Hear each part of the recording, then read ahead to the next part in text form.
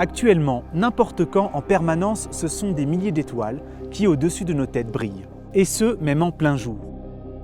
Et si, sous un ciel baigné d'une lumière écrasante, ces étoiles disparaissent, c'est que l'une d'entre elles, le Soleil, les éclipse toutes par la puissance du feu de ses projecteurs, dans une véritable inondation de photons qui remplissent l'atmosphère et nos globes oculaires. Derrière cette évidence se reflète un problème récurrent quand on cherche à observer et comprendre ce qui se passe là-haut. Ainsi, étrangement, en astronomie, pour voir quelque chose, il est souvent nécessaire de se rendre aveugle à tout le reste. Les premiers obstacles bien connus des astronomes, ce sont bien sûr les nuages, mais aussi l'atmosphère en elle-même qui brouille l'observation des astres depuis la Terre. Et pour se rendre aveugle à ces milliards de gouttelettes d'eau éparses, pour éviter les perturbations optiques que provoque l'épaisse couche d'atmosphère sur les rayons lumineux, une solution consiste à installer nos télescopes un peu plus près des étoiles, à amincir la couche atmosphérique qui nous sépare du vide spatial.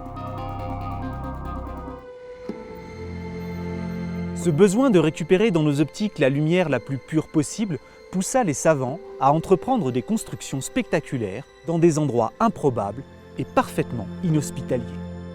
Comme ici, au pic du Midi, où, à près de 3000 mètres d'altitude, nous sommes si haut qu'en plein jour, par temps clair, on peut voir au loin, au nord, par-delà la vallée, les contreforts du Massif central. Et c'est en fin de journée, alors que plein ouest les lueurs du crépuscule accompagnent le jour qui tombe sans se faire mal dans l'Atlantique, que le spectacle commence véritablement. Arrivant progressivement par l'est, il est dans la pureté du ciel de haute montagne, pratiquement programmé toutes les nuits, et révèle une voûte céleste riche par de belles nuits sans lune, de près de 6000 étoiles qu'il est possible de voir à l'œil nu. Aujourd'hui, cet observatoire, reconnu au niveau mondial pour ses instruments astronomiques ou météorologiques, apparaît comme une évidence. Mais il n'en a pas toujours été ainsi. Et au début du XVIIIe siècle, lorsqu'en plein règne du roi Soleil, les premiers astronomes s'aventurent ici pour voir notre étoile disparaître, pour observer l'éclipse solaire totale de 1706, l'idée d'y rester est tout bonnement inaccessible. Au cours de ce siècle, guidés par la recherche du savoir, on partait surtout en montagne pour cartographier, inventorier les minéraux et les végétaux, découvrir des fossiles ou constituer des herbiers. De plus en plus, ceux qui s'aventurent ici, entre monts et vallées, sont mus par le désir du mouvement des corps et de la pensée. Ils ont l'esprit d'aventure et une approche poético-romantique de la montagne.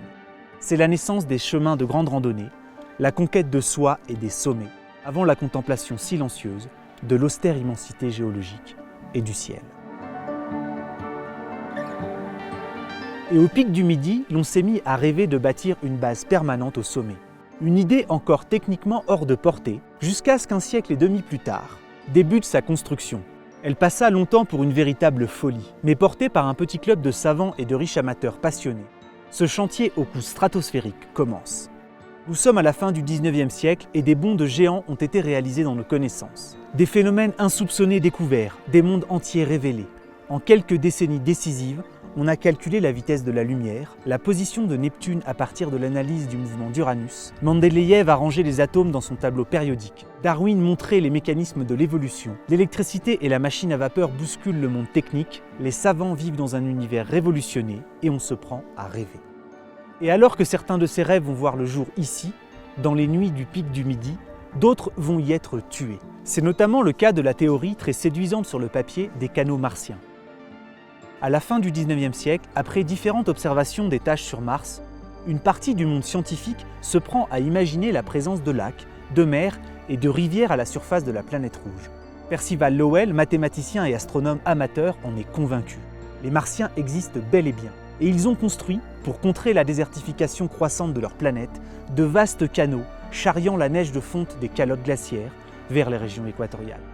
Cette théorie sera d'abord démontée par le co-découvreur de la théorie de l'évolution, Alfred Russel Wallace, qui en 1907 analyse la température et la pression présumée de la planète rouge, et après avoir déterminé dans les grandes lignes sa composition chimique, en conclut « Petit 1, il n'y a pas de vapeur d'eau sur la planète rouge. Petit 2, Mars n'est pas habité. Petit 3, n'est pas habitable. » Et il faut attendre 1909 et la puissance nouvelle du télescope de la coupole Bayeau, installé ici même au pic du Midi, pour plier définitivement la question. Et alors que certains rêves s'éclipsent, d'autres vont gagner en lucidité. C'est notamment le cas de l'observation du Soleil. Déjà, durant l'éclipse solaire de 1706, on constata qu'une fois le disque caché par la Lune, une étrange chevelure apparaît autour du Soleil masqué. C'est la couronne solaire. Les scientifiques de l'époque attribuent déjà l'origine de cette chevelure à notre étoile et non à une diffraction des rayons lumineux dans une hypothétique atmosphère lunaire. Car lorsqu'une étoile lointaine vient à passer derrière notre satellite, aucun effet lumineux du genre n'est observé. Et avec l'avènement du pic, l'on va chercher à s'aveugler de façon contrôlée pour pouvoir voir et regarder en face notre étoile. Un astre dont l'observation peut être une entreprise aussi passionnante que risquée. Car s'il est inconscient de regarder directement le Soleil sans protection dans la vie quotidienne ou en période d'éclipse, il est carrément stupide d'entreprendre ce projet avec des jumelles ou un télescope. En concentrant plusieurs milliers de fois la lumière solaire, un télescope amateur peut, en un simple regard dans l'oculaire, vous priver de manière aussi permanente que indolore de votre perception de la lumière. Un grand flash avant les ténèbres, destruction totale de la rétine, ébullition des liquides physiologiques de l'œil, voire même avec un appareil d'un grand diamètre, son explosion. Soleil 1, observateur 0. Et c'est ici, au pic du Midi, que l'un des instruments les plus décisifs dans la connaissance de notre étoile a été installé pour la première fois. Depuis des siècles déjà, les astronomes couraient le monde pour aller voir les éclipses totales, prévisibles par le calcul. Moment fugace, frustrant, incertain, qu'un simple jour de grisaille pouvait venir gâcher. Pour la prochaine éclipse totale, rendez-vous en Amérique du Nord, le 8 avril 2024. Si vous préférez plutôt voyager dans le temps que dans l'espace, rendez-vous en France, le 3 septembre 2081. Soleil 2, observateur 0. Et pour ne plus avoir à attendre ou voyager à l'autre bout du monde, l'ingénieur français Bernard Liot met au point en 1931 un appareil, le coronographe, permettant d'observer notre étoile sans se faire fondre la rétine, en reproduisant artificiellement les éclipses solaires. En cachant le disque solaire pour observer son atmosphère, sa chevelure, le coronographe nous permet de voir avec moult détails des protubérances, ces jets de plasma qui s'élèvent à plusieurs dizaines de milliers de kilomètres le long des lignes du champ magnétique en transportant une centaine de milliards de tonnes de gaz. Mais aussi de comprendre qu'en grande partie, on n'y comprenait rien. Car les images et les données provenant de la couronne, et qui nous révèlent jour après jour l'activité délirante du Soleil, sont souvent riches de données énigmatiques. Ainsi, les études de ces régions solaires ont-elles posé nombre de problèmes, aujourd'hui encore insolubles. En premier lieu, on trouve l'énigme de sa température. Car si les zones proches de la surface du Soleil nous offrent en toute saison des valeurs de l'ordre de 6000 degrés, son atmosphère affiche des températures hallucinantes de l'ordre du million. Un résultat complètement contre-intuitif et à l'opposé de l'atmosphère terrestre, dans laquelle monter en altitude fait chuter le mercure. Pourquoi est-ce comme cela? Eh bien, on ne sait toujours pas. Sans l'ombre d'un doute, Soleil 3, observateur KO.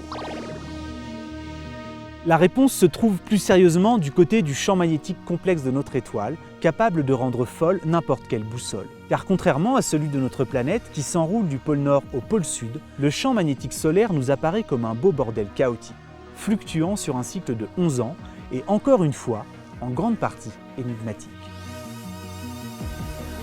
Une autre étrangeté révélée depuis l'invention du coronographe est l'intensité de ce champ magnétique solaire capable de charrier, dans des arcs aussi esthétiques que dangereux, des quantités astronomiques de plasma dans l'espace.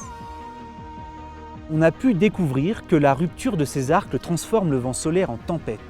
Tempête de particules de haute énergie qui sont à l'origine du sublime phénomène des aurores polaires, mais qui peuvent également mettre en danger les astronautes, les satellites, voire exceptionnellement perturber fortement notre civilisation hautement électrisée.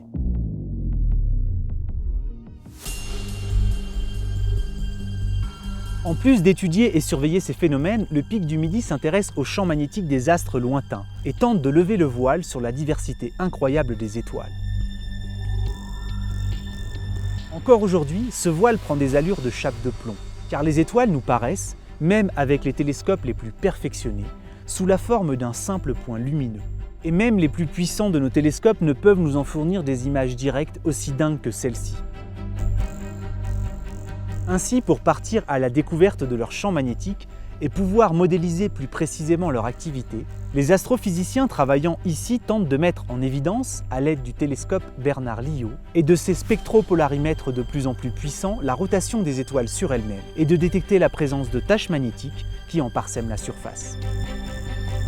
La présence de ces taches qui engendrent à la surface des étoiles des fluctuations et des variations de la polarisation de la lumière nous donne de précieuses informations pour comprendre le ciel et ses incendies. En modélisant et en comparant l'activité de différentes étoiles massives de type solaire, naines ou encore possédant en orbite des planètes, l'on est par exemple capable d'affiner notre compréhension du rôle des champs magnétiques stellaires dans les processus de naissance, de vie et de mort des étoiles.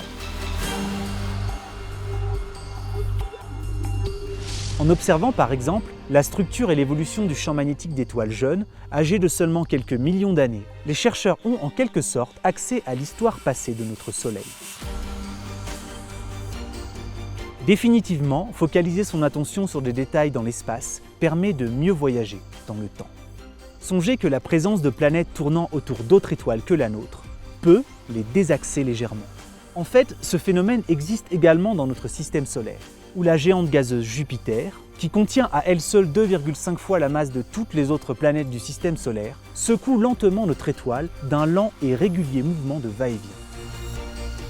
En résulte une valse fascinante représentée ici par 3 danseurs, qui montrerait à un observateur éloigné et bien placé que le Soleil avance et recule de plus de 2 millions de kilomètres autour du centre de gravité du système, qui se situe lui, en réalité à proximité de sa surface. Et en observant les étoiles, on s'est en effet rendu compte que la lumière de certaines d'entre elles varie de manière régulière, se déplaçant le long du spectre lumineux vers le rouge, puis le bleu. Un phénomène, l'effet Doppler, bien connu sur Terre avec les ondes sonores, et qui nous fait entendre le son produit par un objet, tel une ambulance par exemple, se rapprochant de nous plus aigu qu'il n'est et plus grave lorsqu'il s'éloigne. Dans un cas, les ondes sonores sont accélérées et les fréquences sonores montent dans les aigus. Alors que dans l'autre, elles sont ralenties et les fréquences plongent vers les graves. Et vu que la lumière est, entre autres choses, une onde, un observateur lointain peut dès lors voir, presque imperceptiblement, une étoile, du seul fait de la présence de planètes massives lui tournant autour, tirer régulièrement vers le rouge, en s'éloignant très légèrement de nous, et vers le bleu en se rapprochant. Ainsi, grâce à cette technique dite des vitesses radiales, qui permet d'étudier ces mouvements de va-et-vient, les oscillations sur elles-mêmes des étoiles, les spectropolarimètres du pic du Midi peuvent observer, au sens propre, des planètes qui déplacent leur étoile, les font en fonction de leur position, avancer ou reculer très légèrement par rapport à nous. Mais cette technique, bien qu'elle soit à l'origine de la découverte de près d'un cinquième des quelques 5000 exoplanètes que nous avons pu identifier, ne nous permet malheureusement pas de les voir au sens fort, de capter les précieux photons émis ou réfléchis par ces autres mondes.